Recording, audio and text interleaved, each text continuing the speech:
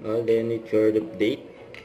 And kahit napaka-busy ni Alden, nagpunta pa nga si Alden dyan sa red carpet premiere night ng movie ni Barbie. Very supportive pa nga si Alden sa BFF niya si Barbie, yun o.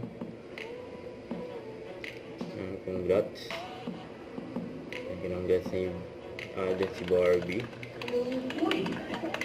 Like I said a while ago, it is magkakatabi pala yung malapit kay Barbie. Marami ho kaming tinakil na contemporary issues at sana po ay huwag natin kaliligtaan kamustahin ang mga luna sa buhay natin dahil at the end of the day, hindi lahat ng malalakas na tao palaging malakas. So, let's be there for our luna. Ayun. Thank you so much for watching.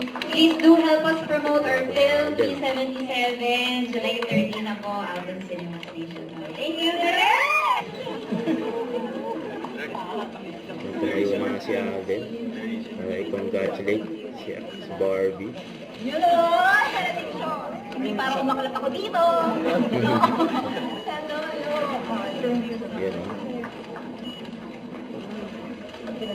Naggulo pa. Kamay May mic tayo! daw. May mic daw. Kabila nga natin yung mic or yan. Magulo nga. May mic daw. Thank you po. Gusto na ng bagay.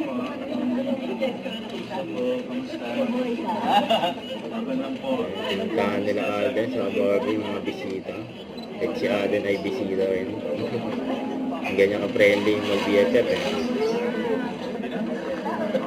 Your reaction sa... Very proud. Interview kay And Alden. mind you guys, ginagawa ni Barbie itong Penthouse 77 while she's doing Pulang Araw. And ako yung napagod sa kanya for this film. This is a very taxing film. Ang laki ng demand sa lead character but she was able to deliver it flawlessly. I've never seen Barbie like this. And parang this film says a lot about her acting skills and range. So, congratulations, nakaka-proud ka, Barbs. Tumatakbo ka pa niyan on the side, ah. You know.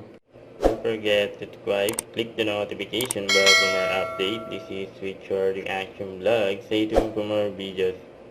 See ya.